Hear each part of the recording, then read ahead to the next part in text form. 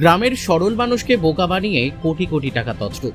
অভিযোগ উঠল একটি রাষ্ট্রায়ত্ত ব্যাংকের গ্রাহক সেবা কেন্দ্রের বিরুদ্ধে।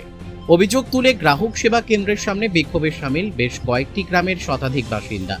মালদার ইংলিশ বাজার থানার কাজীগ্রাম গ্রাম পঞ্চায়েতের নিত্যানন্দপুর এলাকার ঘটনা। জানা গেছে, সংশ্লিষ্ট এলাকায় একটি রাষ্ট্রায়ত্ত ব্যাংকের গ্রাহক সেবা কেন্দ্র রয়েছে।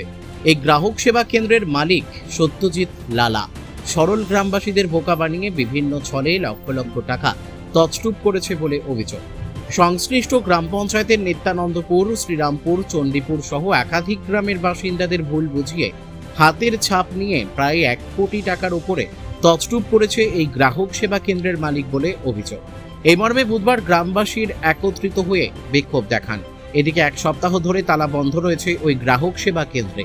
লিখিত অভিযোগ জানানো হয়েছে থানায়। বাড়ি থেকে পলাতক রয়েছে অভিযুক্ত সত্যজিৎ লালা।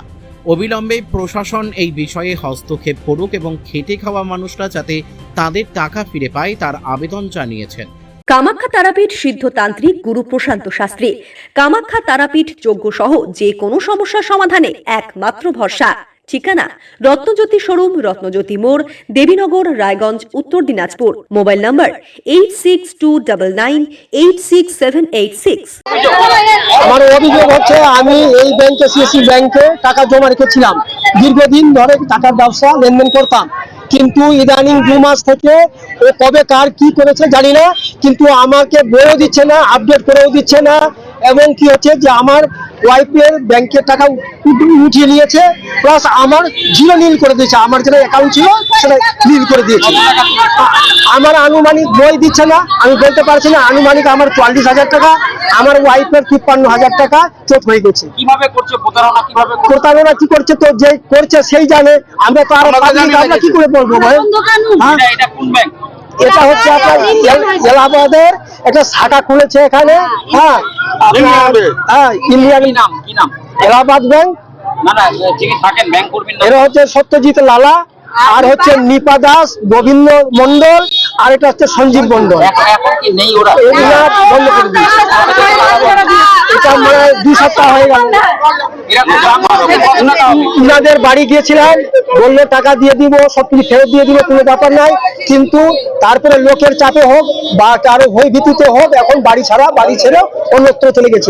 এখন কি ফোন কিছুই ধরছে না। আমার নাম ধীরেন্দ্রনাথ দেব।